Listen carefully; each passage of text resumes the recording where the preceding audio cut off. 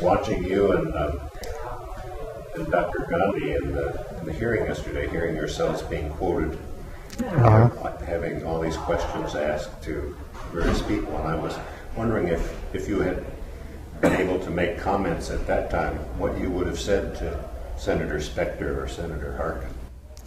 Well, I think one point I think that was not really made clear to the senators was that we actually have quite a lot of data showing effects. And so a lot of time people ask, well, we don't have enough scientific information to make any decision. And so, well, on the other end, people will say, well, there are hundreds of papers published, and the majority of these papers show no effect at all. Okay, those are not true.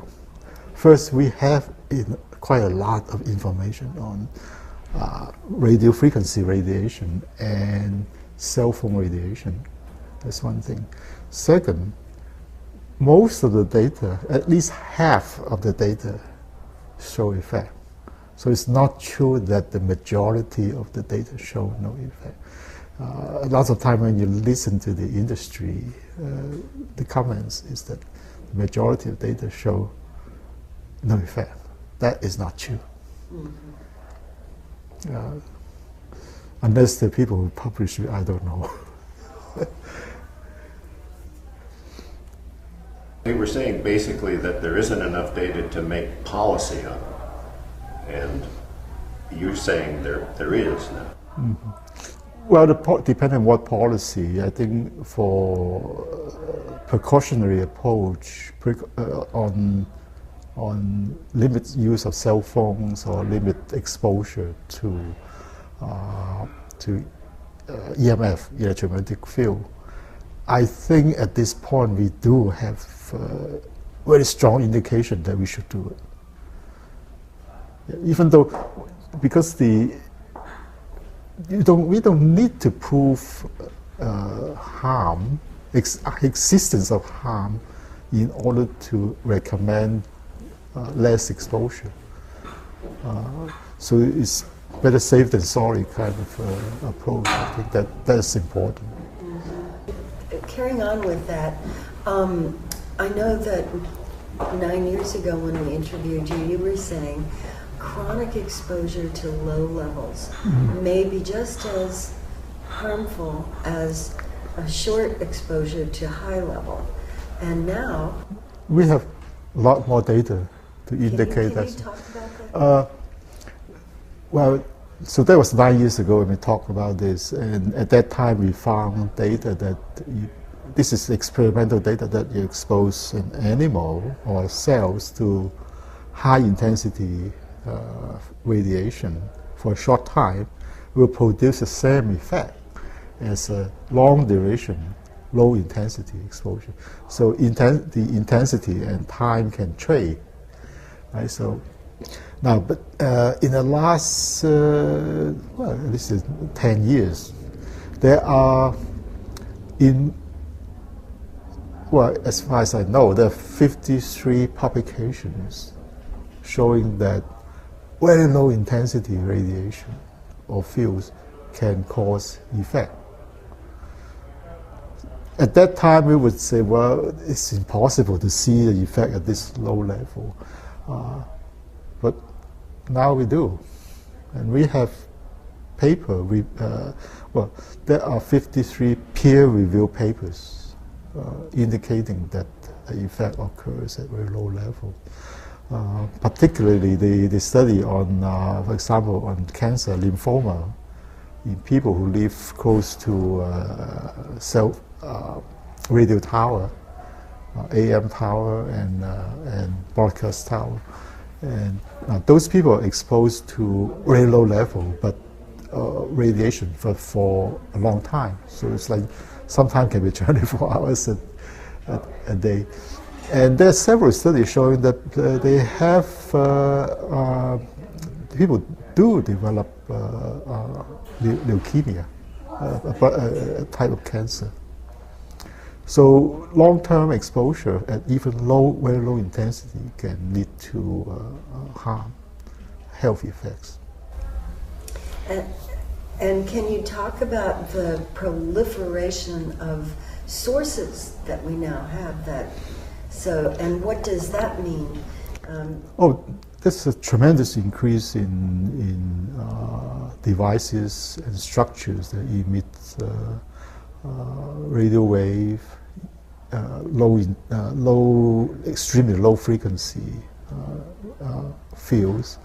So EMF as a term, we have a tremendous increase in the ambient level in our environment because of all these new structures. And so, as I mentioned earlier, is that there was a study published last month from Finland, and they actually go to measure how much energy a person absorbs from the environment. Now, this is a radio frequency radiation. And from what sources this radiation came from. So what they found was actually very surprising. 1/3 come from your cell phone. Only 1/3. Okay? So you use phone, you absorb the energy. And 1/3 come from cell phone towers. And the other third, the remaining 1/3, came from DEC phone. The wireless phone. The cordless phone. Cordless phone, the cordless phone they use at home. People tend to use a long time on the DEC phone.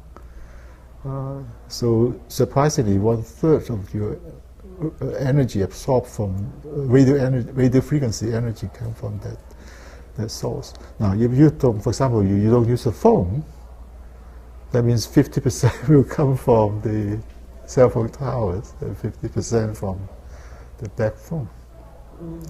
So there's no way you can get away from the radiation. And in the same study, they also look at, for example, the amount of radiation inside trains. And it turns out that the train in a confined compartment, a lot of people traveling using a mobile phone in the cell phone in the train compartment are actually exposing other people to very high intensity radio frequency radiation. Train is made of metal, so the energy will bounce back and forth. It's confined. It's not going out, so everything confined inside.